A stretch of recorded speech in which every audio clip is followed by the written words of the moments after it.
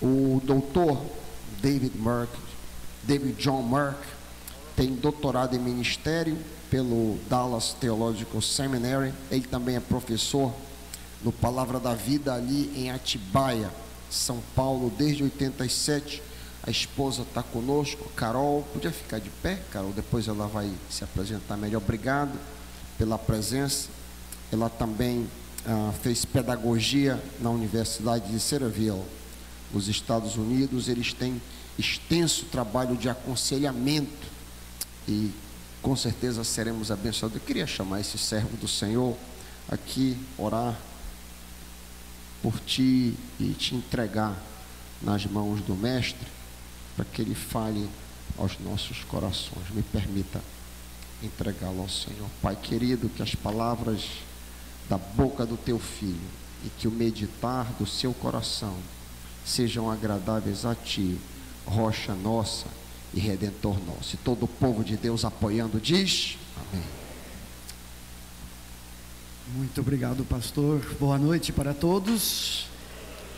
Se a minha cara parece conhecida, tem razão. 3 semanas atrás, o Júnior, o Davizinho, o nosso primogênito, esteve aqui ministrando para os jovens da igreja, junto com a nossa nora, Adriana. Então vários de vocês provavelmente conheceram naqueles dias. Foi tão especial para nós, porque raramente nós estamos em casa e eles na estrada. Então os 3 filhos deles, nossos netos, ficaram junto conosco. E quando mamãe e papai chegaram de serem tão mimados por vocês aqui, e não param de falar sobre isso nessas últimas 3 semanas, os filhos deles não queriam voltar para casa, queriam ficar com vovô e vovó. Então foi um tempo muito especial, não somente para vocês aqui, mas também para nós. O pastor já falou, nós vamos combinar, o Gabriel lá em cima, o sinal vai ser assim, vamos brincar, eu faço assim e você já avança, vamos ver se funciona. Olha só, tá bom, cara, é bom. Eu sou professor, como foi falado, já há 32 anos. Essa semana eu dei 30 horas aulas de Provérbios, Eclesiastes e Cantares para os alunos do Instituto Missionário Palavra da Vida aqui por perto. E eu sou um dos pastores da primeira igreja batista de Atibaia, também desde 87, primeiro adolescente, depois jovens. 25 anos atrás nós começamos o ministério de casais chamado Capiba, casais da primeira igreja batista de Atibaia. Nosso retiro esse ano vai celebrar 25 anos. Eu pensei que eles iam me passar direto para a terceira idade, mas desde 99 eu sou pastor de exposição bíblica. E o meu privilégio é abrir as escrituras e trabalhar sistematicamente, versículo por versículo, capítulo por capítulo, livro por livro, na querida Piba de Atibaia. O pastor Mendes já esteve aqui também, o pastor titular. Davi, no ano que vem, nosso filho, assume a presidência na igreja, junto com 2 outros pastores, um triunvirato, assumindo no lugar do pastor fundador. E nós também temos família, né, pastor? E essa é a nossa família. Nós temos 6 filhos, podem falar agora, mas talvez mais que isso, são 15 netos, e o 16º a caminho. Nós ficamos sabendo um tempo atrás, justamente no casamento da nossa caçula. Mais um gorila roubou o coração da princesa. Todos os genros para mim são gorilas. Fazem 3 meses agora que o nosso ninho está não vazio. Como alguém disse certa vez, quando os filhos saem de casa, o ninho não fica vazio, porque ainda tem dois passarinhos dentro do ninho. Pela graça de Deus, nós somos casados há 37 anos. A minha esposa foi criada aqui no Brasil. O pai dela, de fato, é o fundador do Seminário Bíblico Palavra da Vida. As más línguas dizem que a única razão que eu ainda tenho o meu emprego é porque o sogro é o fundador, mas não sei se essa é a verdade. Em alguns momentos a Carol vai me ajudar nas nossas apresentações. Família servindo a Jesus é o tema desse congresso, mas o propósito de Deus para a família é o tema da nossa primeira mensagem. Eu já queria que você abrisse sua Bíblia em Gênesis capítulo 1. Eu sei que Davi, quando esteve aqui, também trabalhou um pouco esses textos, trabalhando com jovens, a igreja, ideologia de gênero e outras coisas. É um texto que nós conhecemos até que razoavelmente bem. Mas será que entendemos, pela ótica familiar, os textos de Gênesis 1, 2 e 3? Sem forçar,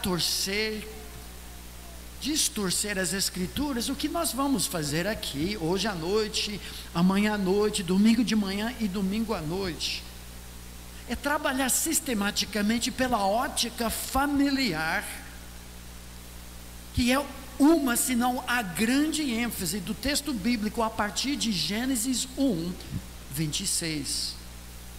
Nós vamos descobrir qual é o propósito de Deus para a família como um todo, para o relacionamento conjugal, especificamente em dias tão conturbados em que o governo tenta redefinir o que é a família, e nós precisamos ficar firmes, resolutos, confiantes no que Deus fala.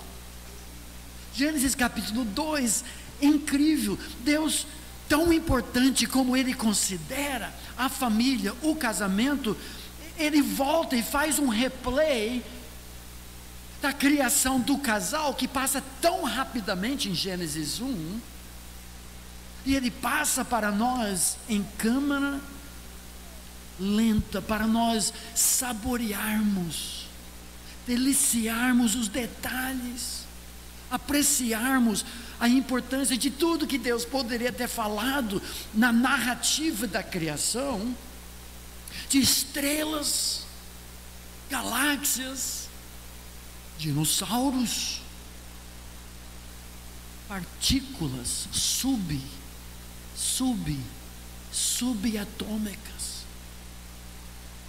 Ele não satisfaz a nossa curiosidade sobre essas coisas, mas Ele nos leva para uma cerimônia de casamento. Gênesis 2 é exatamente isso. No domingo de manhã nós veremos, depois da lua de mel tão fantástica do primeiro casal, criados à imagem do próprio Deus triuno, o inimigo das nossas almas, que odeia a imagem, o reflexo da imagem do Deus triuno e a sua família, injeta o veneno do pecado nas veias da raça humana, e onde nós estamos hoje é o resultado disso. Tudo isso começa em Gênesis 1, 26. Leia junto comigo. Eu estou lendo da Bíblia atualizada, talvez sua versão seja um pouco diferente. No sexto dia da criação, Gênesis 1, 26 diz assim: também disse Deus, Elohim, façamos nós, o homem, a nossa imagem, conforme a nossa semelhança.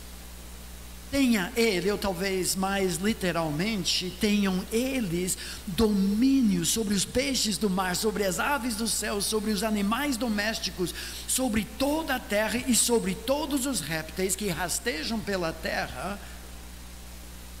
Versículo 27, o primeiro versículo de poesia na Bíblia. Paralelismo das linhas hebraicas, criou Deus, pois, o homem à sua imagem, a imagem de Deus o criou, homem e mulher os criou, e Deus os abençoou e lhes disse, primeira ordem de toda a Bíblia: tríplice, sede fecundos, multiplicai-vos, enchei a terra e sujeitai-a, dominai sobre os peixes do mar, sobre as aves dos céus e sobre todo animal que rasteja pela terra. Deus não sai do primeiro capítulo da Bíblia sem falar em claro e alto som, sem gaguejar, qual é o propósito dele para a família. Nós podemos resumir em duas grandes palavras que veremos dentro de pouco. Meus irmãos, nós vivemos em dias em que as pessoas não sabem a razão que existem. Certa vez eu vi um post de maratonista que disse assim: estou fazendo de tudo para prolongar a minha vida, na esperança de que algum dia alguém me dirá por quê.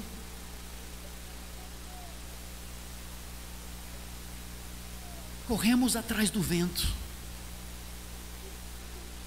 descobrimos que sem Deus não dá. As Escrituras nos dizem: se o Senhor não edificar a casa, em vão trabalham os que a constroem.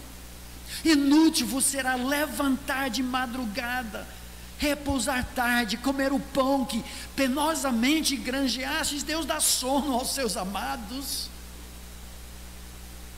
Nós vivemos para trabalhar, quando devemos trabalhar para viver e curtir a nossa família, bênção de Deus.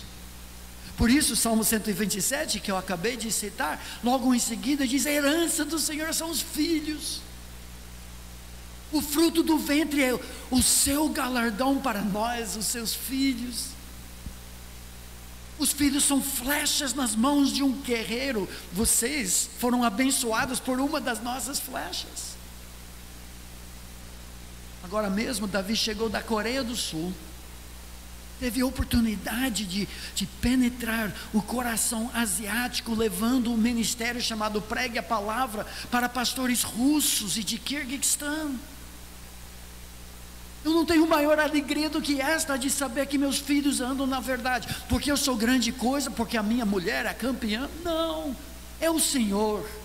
Ele quer fazer isso em todas as nossas vidas. Não tem segredos, nós não temos segredos para oferecer, só a palavra. Princípios. Irmãos, nós precisamos voltar para a estaca zero, para a base, voltar às bases. Dizem mais Gabriel, por favor, isto. Dizem que antigamente, pelo menos, agentes da FBI dos Estados Unidos, e você já percebe, né? Eu cheguei no Brasil com 28 anos de idade em 87. A minha esposa foi criada aqui. Então não vem com esse papo: sua esposa não tem sotaque, você tem sotaque. Eu sei. Mas dizem que agentes da FBI, quando encarregados de proteger a cédula americana, dizem que 90% das cédulas circulam fora dos Estados Unidos. Aqueles agentes em treinamento não estudam todas as falsificações possíveis, quase impossível. Sabe o que eles fazem? Ou faziam? Eles estudam o original. Hoje tem tantas falsificações da família, novas definições, aberrações, dardos inflamados do inimigo, confundindo, fazendo uma lavagem cerebral dos nossos filhos na própria escola. O que nós precisamos é voltar a estudar o original.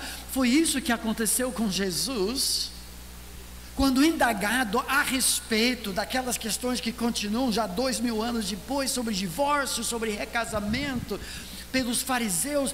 E o que Jesus diz? Ele pergunta: vocês nunca leram as Escrituras? E quando Jesus fala isso, ele volta além de Moisés, nas leis que regulamentavam abusos de mulheres, em que o cara casava com uma, cansava dela, casava com outra, cansava dela, voltava para o primeiro. Era uma prostituição legalizada, e Deus fala: chega. Só que diante de alguns regulamentos que Deus fez, o povo entendia isso. Então é permissão, nós podemos divorciar, recasar, só não pode voltar para a primeira esposa. Jesus fala: não discute casamento baseado na dureza do coração do homem. Voltem para o início. E ele cita Gênesis capítulo 1, nunca leram? Homem e mulher os criou, no contexto, os criou como reflexo da imagem da família divina. Nunca leram? Por isso deixa o homem pai e mãe, una-se à sua esposa, tornando-se os dois, homem e mulher, em uma só carne. Por isso eu entendo que o precedente que Jesus estabeleceu é bem bíblico, é apropriado para nós. Por isso nós vamos trabalhar nesta noite inicial do congresso, só 3 versículos, 2 grandes propósitos para nos alinhar de novo, lembrar talvez de coisas que nós já sabemos. De antemão eu preciso dizer que não existem famílias perfeitas, por favor, longe de nós. Nós já enfrentamos as nossas tempestades, você também. Não existe sequer uma família na face da terra que não carrega cicatrizes dos dardos inflamados. As baixas são reais, as balas são reais. Mas eu vou dizer que o lar, acima de tudo, é o lugar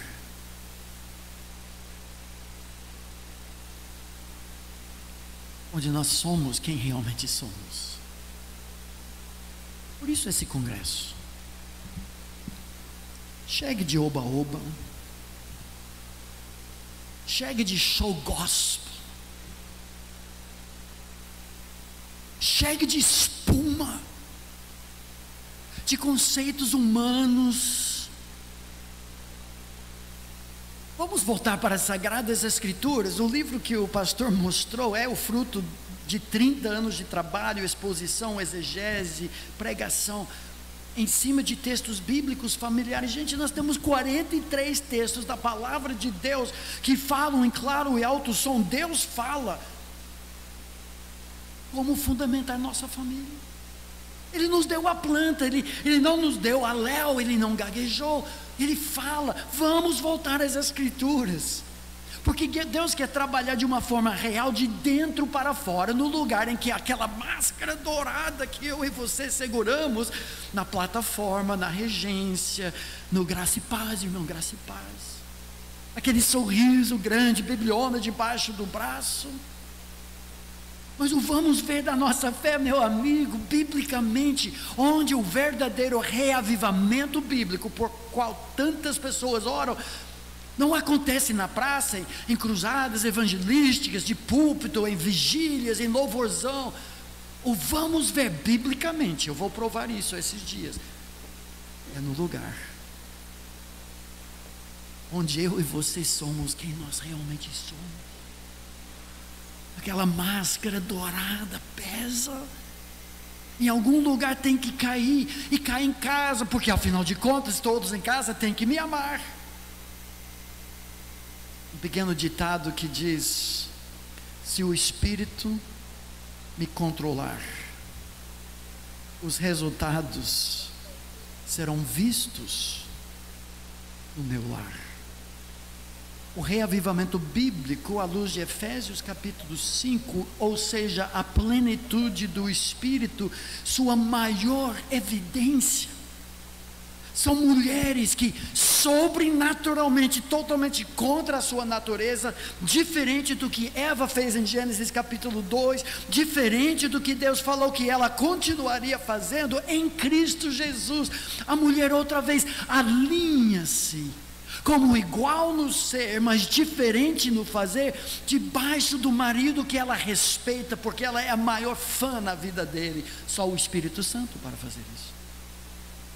O marido, por sua vez, diferente de Adão, que expôs a sua mulher a uma morte fulminante diante de Deus, ele ama a sua esposa, ele a protege, ele a purifica pela lavagem de água, pela palavra. Ele é o pastor da sua família.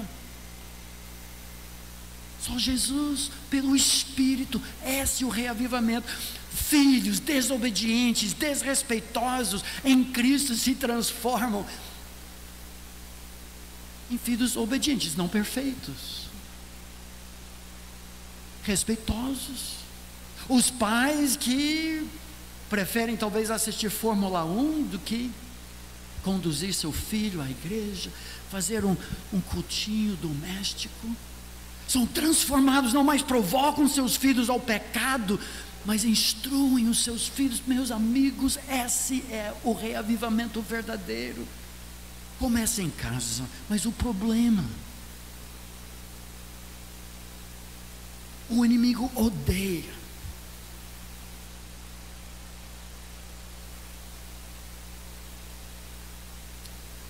esse reflexo. O espelho da glória de Deus. Há dois. Deus criou o homem à sua imagem. Deus criou a mulher à sua imagem. E Deus criou homem e mulher à sua imagem. Dois em um. Refletindo três em um.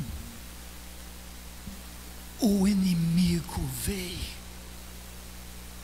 um casal assim, unido apesar das suas diferenças, harmonioso, e que a palavra de Deus, o Espírito de Deus, provoca papéis de Deus no contexto do lar. Ele odeia isso. Ele joga lama nesse espelho e cospe nesse espelho.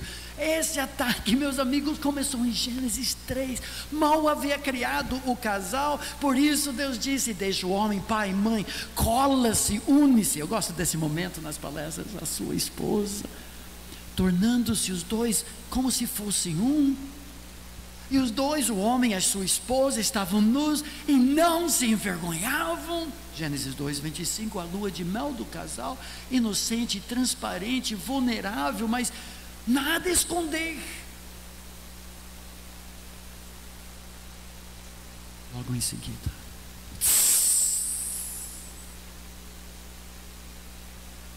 o inimigo deu bote no casal. E logo em seguida os primeiros resultados disso: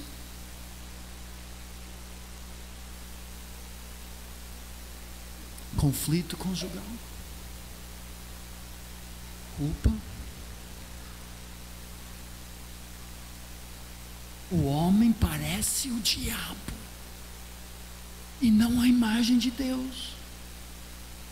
O diabo é o acusador nosso, que nos acusa dia e noite diante do trono da graça. Ele não cansa de fazer isso.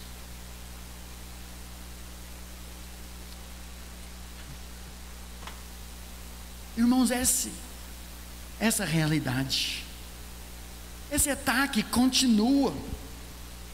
O Novo Testamento, 2 Timóteo capítulo 3, versículos 1 a 5, deixa muito claro. Eu quero ler para os irmãos, vou projetar aqui: nos últimos dias sobrevirão tempos difíceis. A palavra original, tempos cruéis, tempos ferozes, um termo usado de demônios, tempos diabólicos. É isso mesmo. Talvez nunca na história do universo, por causa dos ataques do inimigo contra a imagem de Deus refletida na família, enfrentamos dardos tão inflamados, tão difíceis, a família sob tanto ataque. Por isso uma conferência como essa não é modismo, meu irmão, é reconquistar as bases bíblicas. E a resposta: os homens serão egoístas, o contrário do casamento cristão, que é outrocêntrico, é um para o outro e ambos para Deus. Avarentos, jactanciosos, arrogantes, blasfemadores, desobedientes aos pais. É uma característica dos últimos tempos. Para nós é tão normal uma criança morder seus pais, chutar os pais, arregalar os olhos diante dos pais. Isso é diabólico.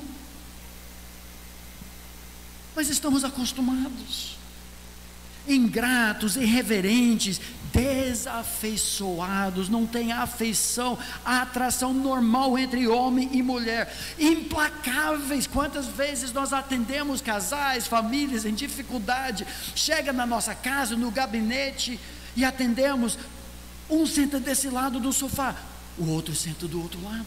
Pois não, como podemos ajudar? Pastor, essa mulher, ela é diaconisa, mas em casa ela não presta para nada. Agora você vai falar. Então, pastor, deixa eu falar um pouco sobre esse homem e o que ele faz no computador às 2h da manhã.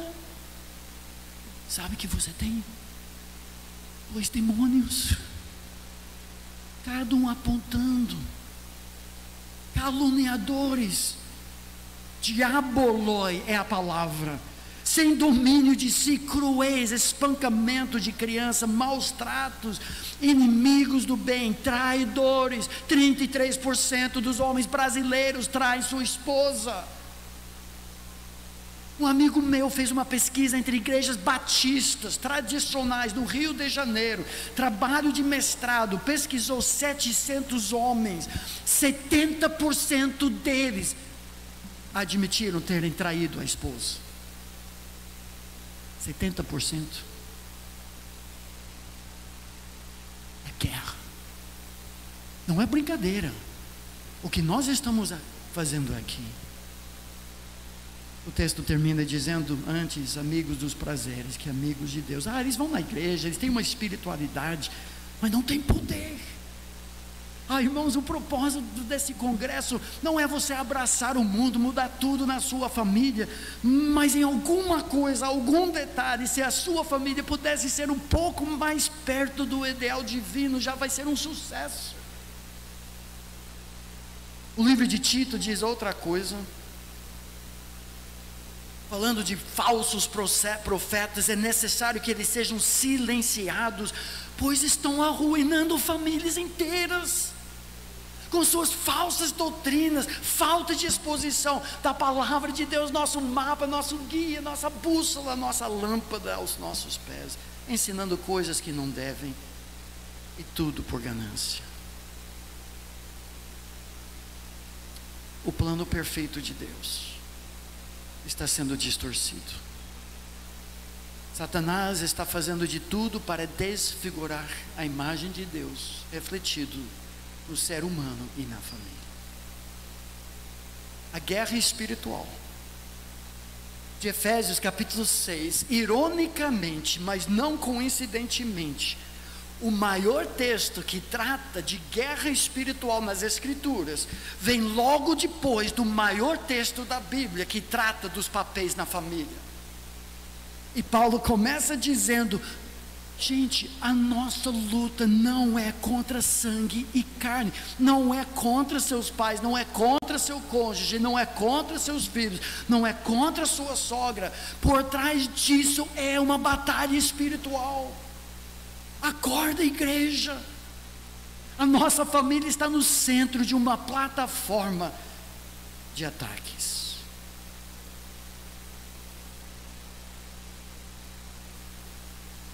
À luz de tudo isso, uma pergunta: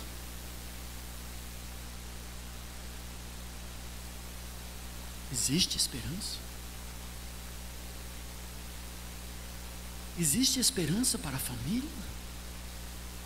Quem somos nós? Tão pequenos, tão falhos, tão fracos, tão machucados pelas balas do inimigo. Meu amigo, tem. Mesmo as crises que nos afligem, Deus é grande, poderoso, soberano, providencial. Se eu não acreditasse nisso, eu não aconselharia um casal que o adultério afastou, desfigurou, atrapalhou o relacionamento. Mas eu creio de todo o meu coração que o casamento pode ser melhor depois das crises do que antes, se o Senhor edificar o nosso lar. Eu gosto demais do versículo de Lamentações, livro tão triste no meio da Bíblia, depois da destruição de Jerusalém, que diz no capítulo 3: quero trazer à memória o que me pode dar esperança em meio à destruição das famílias, do templo, dos muros de Jerusalém. E você conhece o que vem depois. Essa é a nossa única esperança, irmãos, é Cristo Jesus, diz o texto. Leia junto comigo, onde diz as misericórdias, todo mundo, para vocês não pegarem no sono, tá bom? Vamos lá. As misericórdias do Senhor são a causa de não sermos consumidos, porque as suas misericórdias não têm fim, renovam-se cada manhã, grande é a tua fidelidade. Essa é a nossa única esperança. Nós somos tão falhos, tão fracos, mas Deus pode fazer um reavivamento na sua família. Jovem, Ele pode te dar a partir de hoje medicina preventiva para você ter um lar feliz, não como alvo, mas como produto de um lar que glorifica a Deus. Você quer isso? Você quer isso? Então vamos olhar para Gênesis capítulo 1.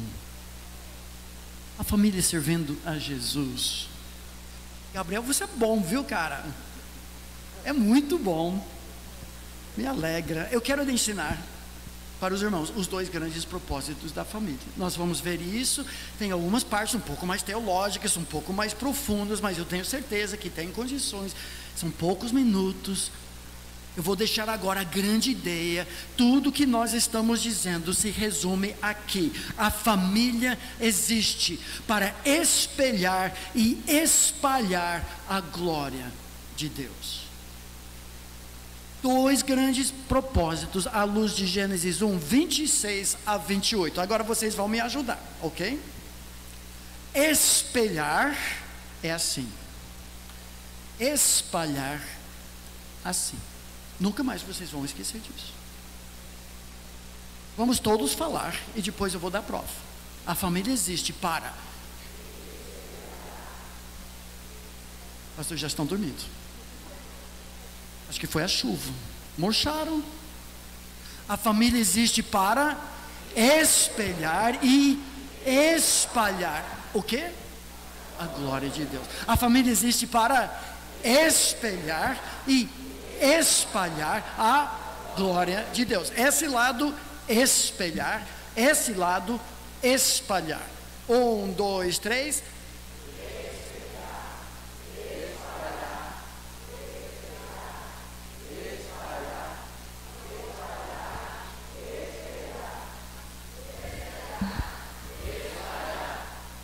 Muito bom.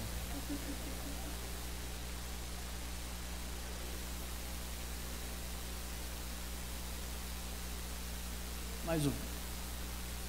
O contexto de Gênesis 1, 26 a 28, que nos ensina essa verdade. Foi a criação de tudo. Galáxias gloriosas, montanhas majestosas, estrelas cintilantes, átomos, e sub, partículas atômicas, cada um mundo em si, declarando glória, glória, a palavra hebraica significa peso, importância, kavod, glória, o firmamento declara, só que no final de Gênesis 1, 25, no sexto dia da criação,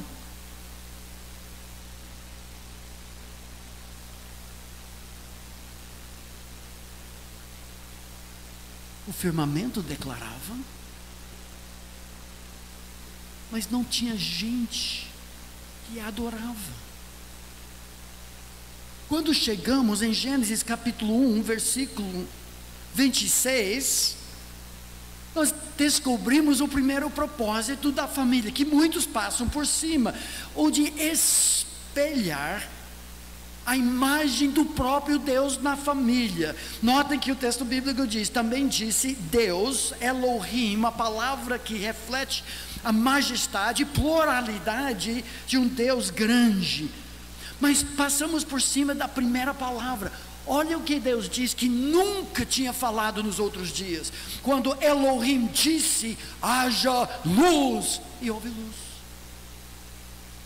Só que agora Deus diz, façamos. Nós, a primeira pessoa do plural. Façamos nós, plural, o homem, singular, a nossa, plural, imagem, singular, conforme a nossa semelhança. Notem, esse intercâmbio não é esquizofrênico, mas é um pouco diferente. Nós, plural, e depois ele, singular. Até a ordem que diz logo em seguida, desculpa, é isso. Tenha ele, a tradução correta, tem um ele já ainda no coletivo. Domínio. O homem iria representar a imagem, a glória de Deus, através do domínio sobre a terra. Mas vamos analisar um pouco mais. Pode avançar isso? Esse façamos a nossa imagem, a nossa semelhança, culmina no primeiro versículo de poesia na Bíblia, poesia hebraica. Pode avançar mais um, Gabriel, e mais um. Isso, essa vai ser um pouco mais complicado. Versículo 27 é quando Deus vai finalmente criar um ser adorador que consegue descobrir galáxias, apreciar o mundo subatômico e glorificar a Deus pela ciência. Mas o versículo de poesia é justamente quando Deus cria o casal, a imagem dele. Diz a primeira linha: criou Elohim, pois o homem à sua imagem. Repete a mesma ideia, invertendo os elementos. Essa é uma técnica literária chamada quiasmo, a letra X, ri no hebraico, em que o elemento central, pode mais um e mais um. O elemento central é agora mais um. É que o homem é a imagem de Deus, um reflexo de aspectos de Deus. Intelecto, emoção, vontade. O mundo percebe um pouco de quem Deus é quando olha para o homem. Só que o versículo não termina aqui, porque agora tem mais uma linha que parece não tem paralelo. O plural entra no texto: homem e mulher os criou. Agora o paralelo, mais um, Gabriel, é com a linha anterior. Homem e mulher espelham aspectos da pessoa do Deus triuno Elohim, que não se vê no indivíduo homem, que não se vê no indivíduo mulher, mas só se vê a dois. No casamento, dois em um refletem três em um.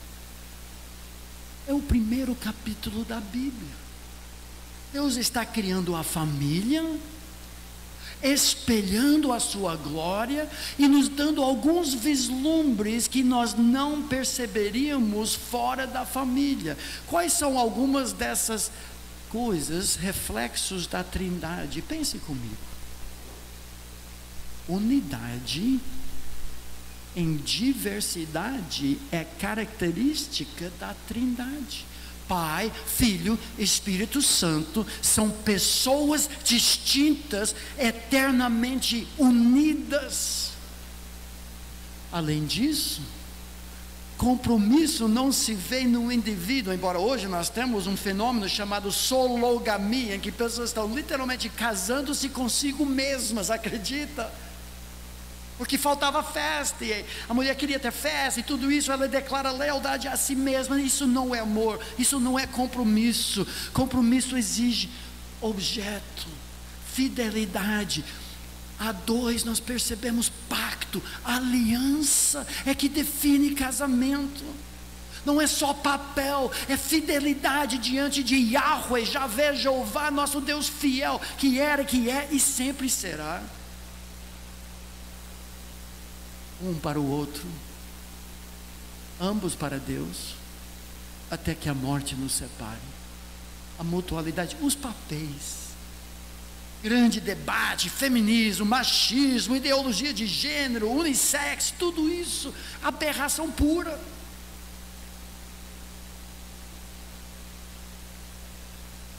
O desempenho dos nossos papéis é um reflexo da própria Trindade. Iguais no ser, diferentes no fazer. 1 Coríntios 11, versículo 3 diz que Deus Pai é cabeça de Cristo, Cristo cabeça do homem, o homem cabeça da mulher. Da mesma maneira como Jesus se submete ao Pai, mesmo sendo igual em essência como Deus e digno de louvor, a mulher se submete ao homem. Não é nada de inferioridade, falta de dignidade, muito pelo contrário, é uma questão de papel. No casamento, meus amigos, o mundo vê isso. Ouvir os ataques satânicos contra gênero, nós não vemos mais. Tudo isso para que o casal poderia juntos governar a terra. Se não fosse suficiente, eu vou um pouco além, Gabriel, olha só, no Novo Testamento descobrimos um segredo. O livro de Efésios, depois que Paulo resgata os papéis que foram estragados no jardim do Éden por causa do veneno da serpente, o apóstolo Paulo diz: gente, grande é este mistério. A palavra significa um segredo que ninguém imaginava, mas agora é escancarado. Eu estou falando sobre Jesus e a igreja. O seu casamento é um reflexo da paixão do noivo para com a noiva. É cartão de visita no seu prédio, na escola dos seus filhos, na sua empresa, de como Jesus se sacrificou, homens, pela noiva. Como Jesus purifica a noiva pela lavagem de água, pela palavra, como Ele protegeu, diferente de Adão, a noiva dele. Esses são os nossos papéis. A igreja ilustra, a mulher ilustra para a igreja como alinha-se debaixo da proteção do marido e serve como maior encorajadora, adoradora, ou talvez em nosso mundo esportista, maior fã, dando aquele apoio que mesmo que o mundo todo virasse contra, ela está a favor. Que privilégio. Mas tem mais. E para terminar, Gabriel, acho que eu vou encerrar os slides aqui porque eu quero só ilustrar. Olha o próximo versículo na sua Bíblia, Gênesis 1, 28.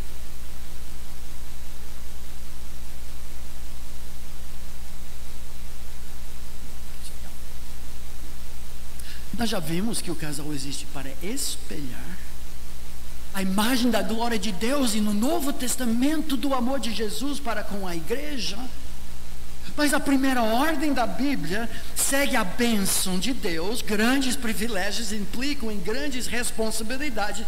Deus os abençoou e lhes disse 3 vezes. Quando Deus fala uma vez, escute, mas 3 vezes: sede fecundos, multiplicai-vos, enchei a terra.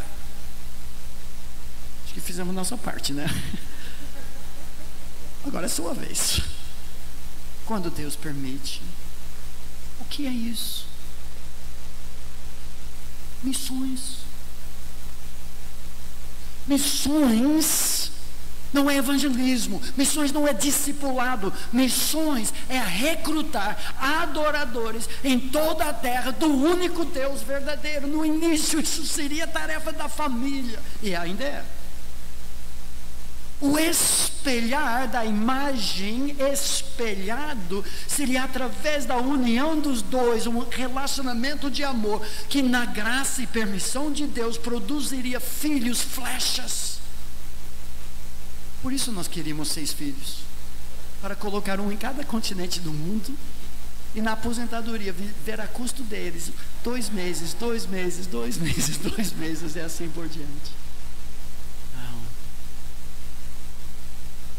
O casalzinho no jardinzinho, como reflexozinho, não era suficiente para o nosso grande Deus. Ele queria que eles multiplicassem, sem pecado, enchendo a terra. A adoração, kavod, glória. Deus é importante. Deus é o peso pesado do universo. Que plano perfeito de espelhar e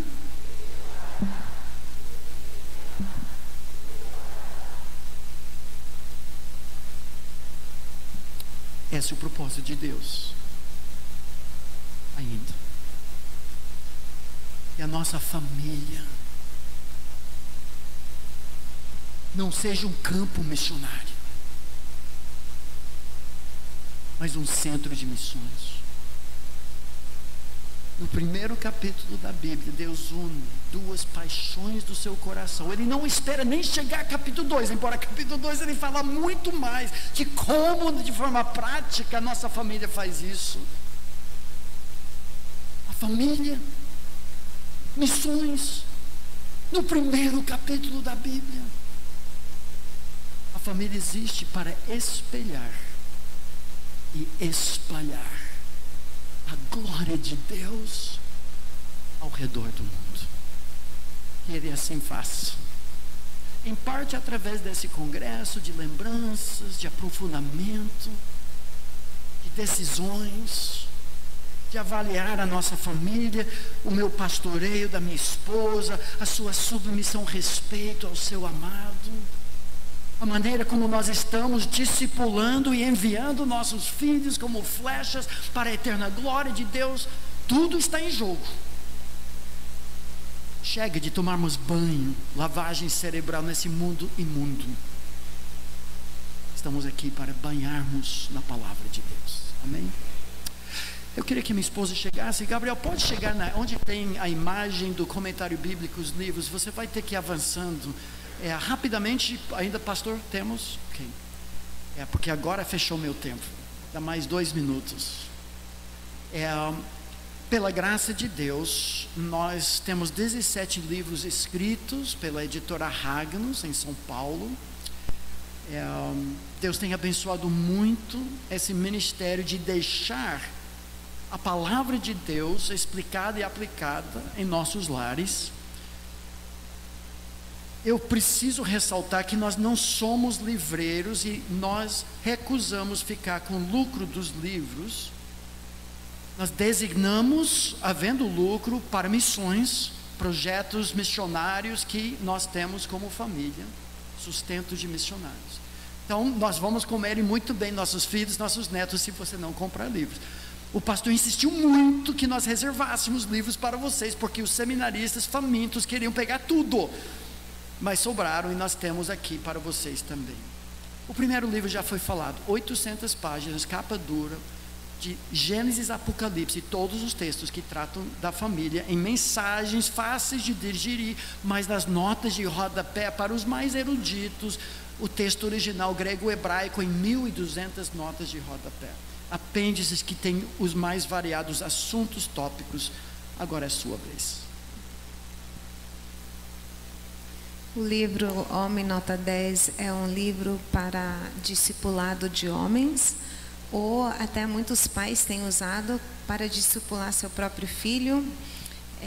Trabalha todas as qualificações do líder, do homem, em 1 Timóteo e em Tito. Tem um capítulo em cada uma das qualificações.